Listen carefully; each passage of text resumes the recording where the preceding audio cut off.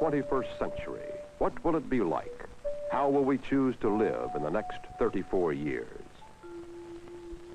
We might fill our with furniture like this, our beds, tables, and chairs all made of paper. Our home may be lighted by electricity from fuel cells and the wood and leather of stick. Our favorite easy chair might be inflatable, like a huge balloon. The kitchen of tomorrow could look more like a laboratory than a place to bake a cake. Advanced technology already has begun to find a place in the home. With new developments in food preservation, a meal might be stored for years and then cooked in seconds under a barrage of high-energy radio waves. Robots may help us with our housework. It's all possible in the home of the 21st century.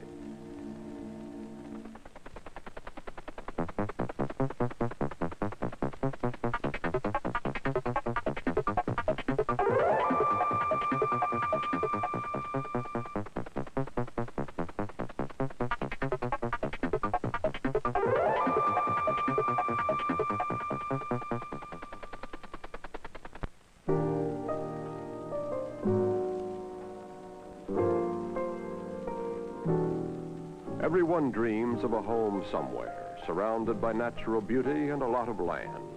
Before the year 2001, 60 million new homes will be built. Some of these visionary homes of tomorrow exist today. This is what people dream about for the 21st century. What will be the reality? The search for a place to live in the 21st century already has begun. Today, people are pushing away from the crowded congestion of present-day cities and congesting the surrounding countryside. Many of them end up in homes like these at the ugly edges of urban sprawl. The search for a home nestled in nature often ends in the empty repetition and tasteless sterility of a suburban tract development. Instead of delighting in natural beauty, urban sprawl defiles it. The age-old American dream of a home away from it all could create a 21st century nightmare. What is the future of the single-family home? Architect Philip Johnson. This idea that you should plot little houses around on tracts will go, I think. There's no, it's a totally wrong use of land. Everybody has a little bit of lawn on four sides of his house. Nobody has any privacy. No one has a garden of their own. No architect builds houses now. It's all done by builders and developers. And they build them all alike, as you know. They call the ticky-tacky houses in the song. But there's no future to that, because the cost of servicing the house is growing by such leaps and bounds that the taxes on that house can nowhere near pay for the services the town has to put there with the water, sewage, roads. So the house is a thing of the 20th century. If the individual house is a thing of the 20th century, the search for the home of tomorrow might end in enormous brick beehives like these. It has been projected that by the 21st century, 90% of the American population will make their homes in urban areas.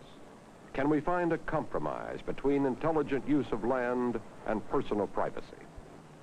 City planner Konstantinos Doxiadis. We forgot in the 20th century, and especially in this country, the necessity for privacy. I don't believe in picture windows, which allow people to inspect my house from outside.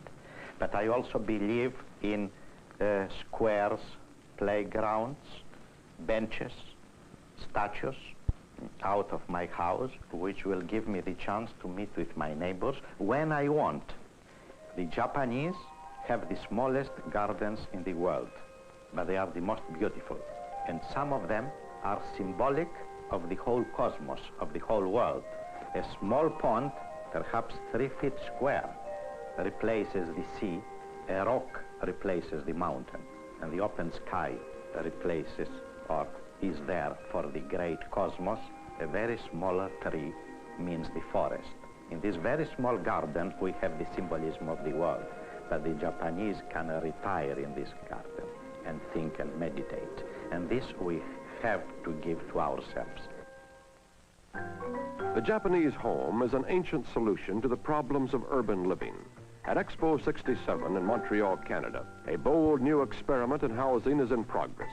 It is called Habitat 67. Habitat may be a prototype for the home of 2001.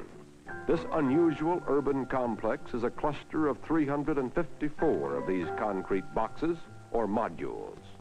Together, these modules will make up 158 individual homes, each with a private garden and terrace.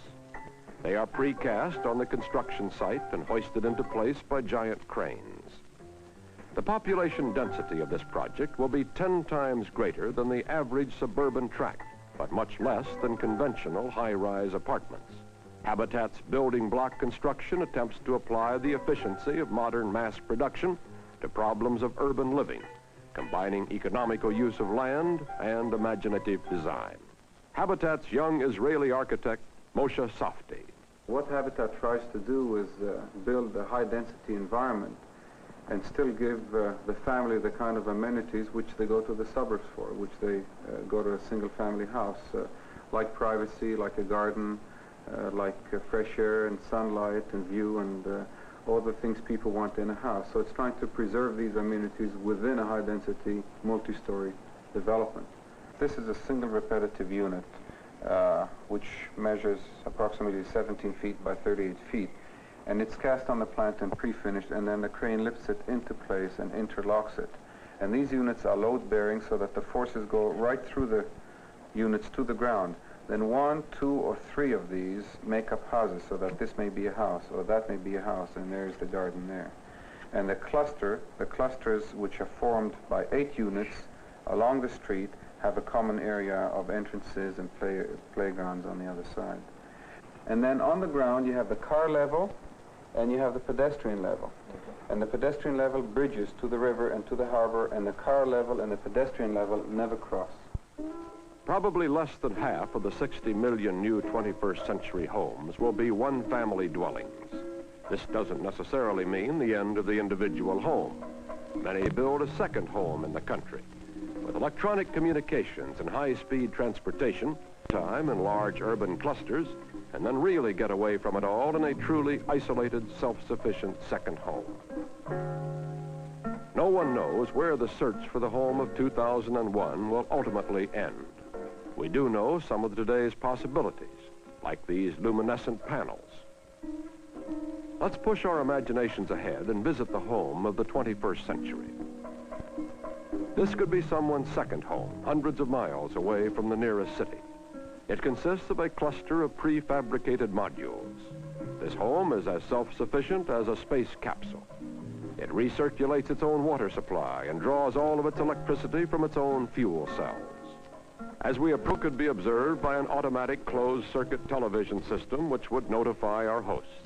Once inside, we might find ourselves in a glass enclosure where the lint and dirt we've accumulated during our trip is removed electrostatically. Now we step into the living room. What will the home of the 21st century look like inside?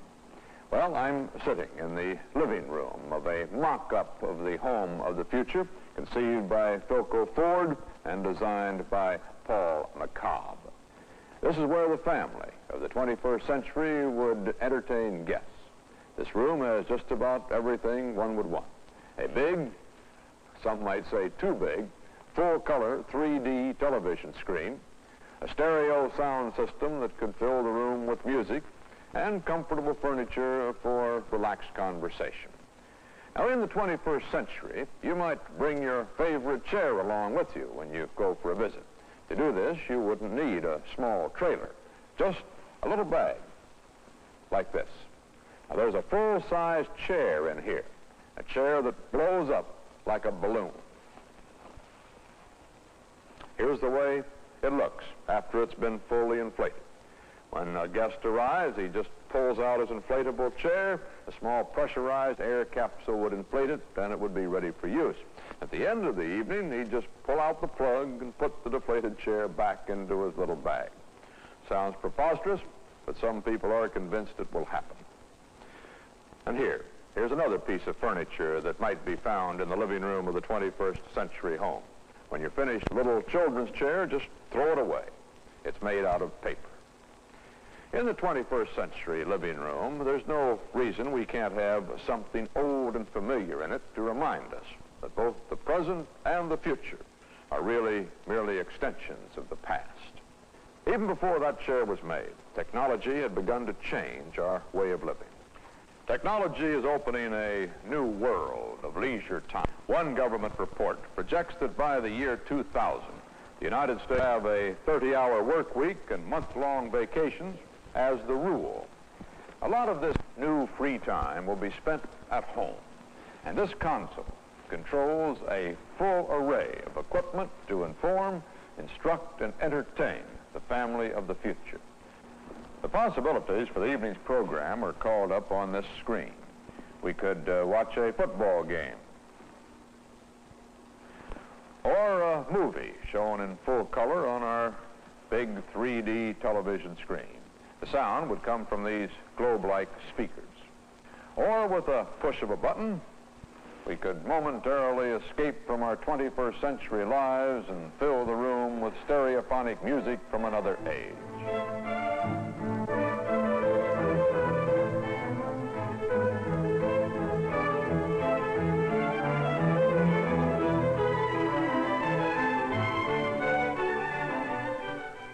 Everything in this home of the future has been designed for comfort. Today's air conditioners, for instance, are only the beginning. The home of the 21st century might have a completely controlled environment. For example, those wall panels can change themselves to darken a room or let in more light.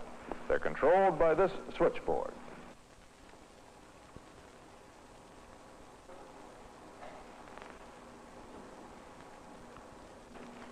Now, this is where the family of the 21st century would relax. Over here is where work would be done. Now, this is where a man might spend most of his time in the home of the 21st century. This equipment here will allow him to carry on normal business activities without ever going to an office away from home. This console provides a summary of news relayed by satellite from all over the world. Now, to get a newspaper copy for permanent reference, I just turn this button, and out it comes.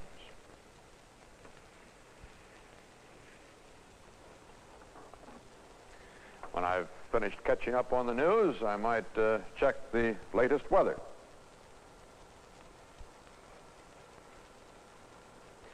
This same screen can give me the latest report on the stocks I might own. A telephone is this instrument here, a mock-up of a possible future telephone. This would be the mouthpiece. Now, if I want to see the people I'm talking with, I just turn the button and there they are. Over here, as I work on this screen, I can keep in touch with other rooms of the house through a closed-circuit television system. With equipment like this in the home of the future, we may not have to go to work. The work would come to us. In the 21st century, it may be that no home will be complete without a computerized communications console. The domestication of the computer already has begun. In Phoenix, Arizona, the Charles Crawshaw family has learned to live with a computer terminal in their kitchen. This teletypewriter is connected by ordinary telephone lines to a computer complex in New York City, 2,400 miles away. Charles Crawshaw, a General Electric engineer, works on technical problems. His wife, Barbara, uses the computer for various household chores. Here, the computer has expanded the proportions of a recipe for 6 into a recipe for 14. By the 21st century, home computers may be as common as today's telephones. What are you doing? The children of the 21st century might be educated by a computer at home. The Crawshaw daughters do some of their homework this way today.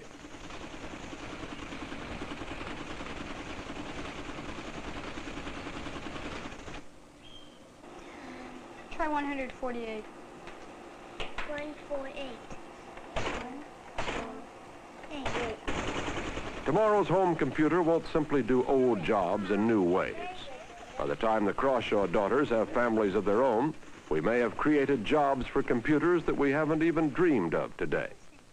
Even with a computer in her kitchen, Mrs. Crawshaw still cooks her family's meals. Cooking might be different in the 21st century. Industrial designer Henry Dreyfuss. I like to think that the art of baking a homemade pie won't be lost, but maybe the one that comes out of the supermarket is going to be better than the one that you can make at home because we've lost the art.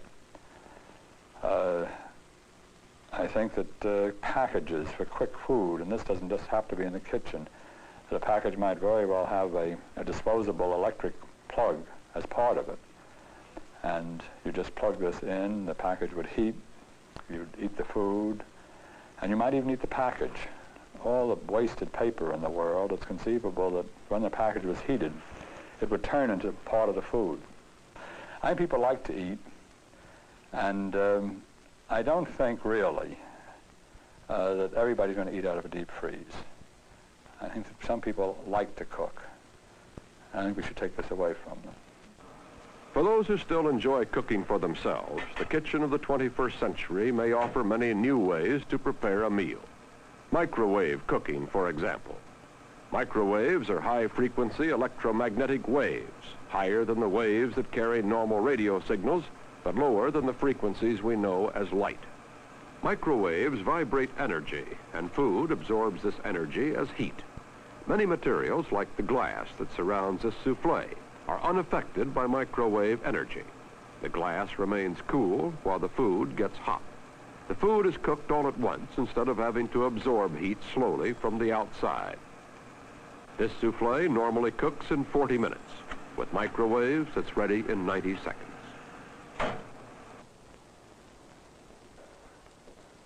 This might be part of the kitchen in the home of the future. Preparation of a meal in the 21st century could be almost fully automatic. Frozen or irradiated foods are stored in that area over there. Meals in this kitchen of the future are programmed. The menus given to the automatic chef by a typewriter or punched computer cards. The proper pre-packaged ingredients are conveyed from the storage area and moved into this microwave oven where they are cooked in seconds. When the meal is done, the food comes out here. When my meal's ready, instead of reaching for a stack of plates, I just punch a button, and the right amount of cups and saucers are molded on the spot. When I've finished eating, there'll be no dishes to wash. The used plates will be melted down again, the leftovers destroyed in the process, and the melted plastic will be ready to be molded into clean plates when I need them next. In 2001, we might eat out in automated restaurants. Today, American Machine and Foundry has a system for automated drive-ins called AmFare. Press a button and the computerized kitchen cooks by itself.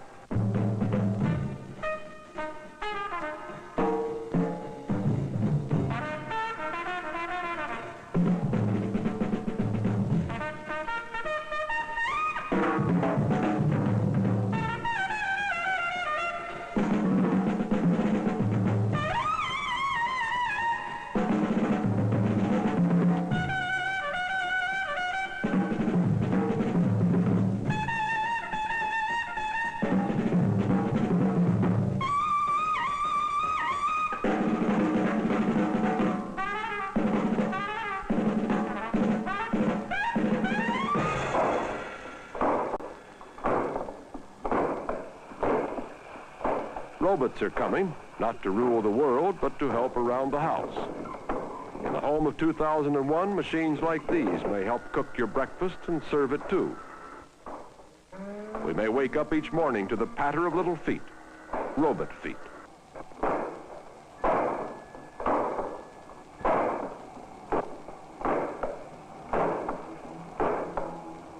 We spoke with a professor who is experimenting with computerized robots at London's Queen Mary College, M.W. Thring. Professor Thring, what are these? These are the first prototypes of small-scale models of the domestic housemaid of the future. The domestic housemaid of the future? Yes, they've made of all work to do all the routine work of the house, all the uninteresting jobs that the housewife would prefer not to do. You also give it instructions about decisions, that it mustn't run over the baby and things like that. And then it remembers those instructions, and whenever you tell it to do that particular program, it does that program. What is the completed machine going to look like? Is it going to look like a human being? No, there's no reason at all why it should look like a human being. The only thing is it's got to live in a human house and work in a human house, so it's got to go through doors and climb up stairs and so on. But there's no other reason why it should look like a human being. For example, it can have 3 or 4 hands if it wants to. It can have eyes in its feet. It can be entirely different. It would have the full run of the house, and indeed these ones here are examples of machines that would actually walk upstairs. Just as the human being has the built-in sense of balance, we can build in a sense of balance into the machine so that the body part of it is always upright, even when the carriage is going up the stairs. Could the machine conceivably make a mistake and just walk out of the house, go through the wrong door? It could. It's very easy to allow for this, though, because you can have a large red button conveniently placed so that anybody can punch this button and immediately immobilize the whole machine, so there's no need to be frightened of it. Does it fold itself up, or are we going to have to provide it a room in the house? It would put itself away in a cupboard when it had finished, where it would also recharge its batteries.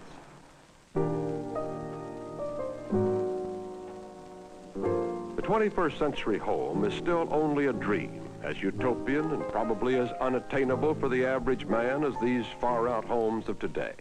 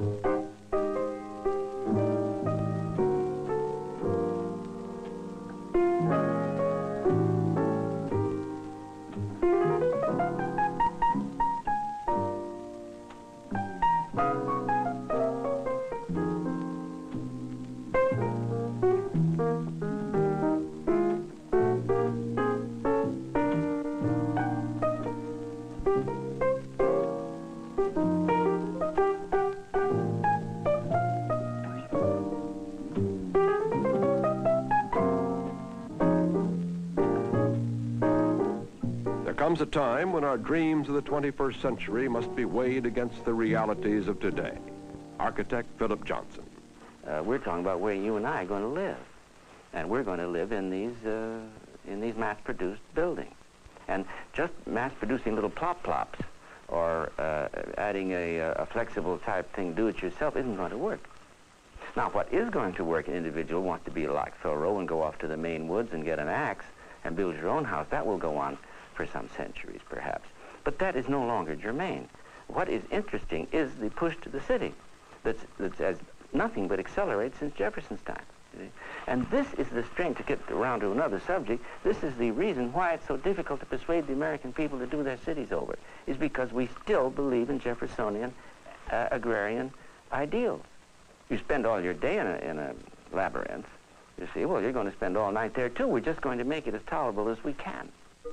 Can we find a compromise between our increasingly urban way of living and the pride and privacy of the individual home?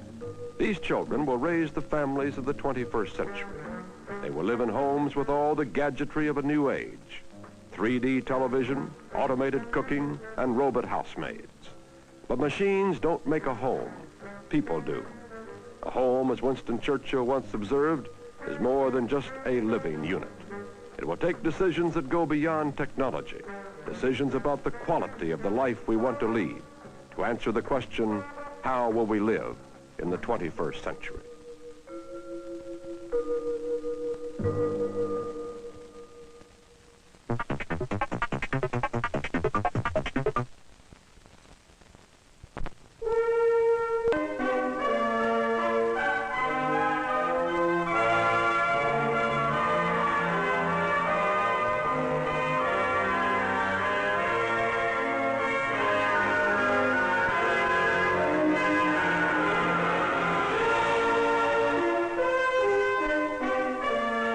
The 21st Century was filmed and edited under the supervision and control of CBS News.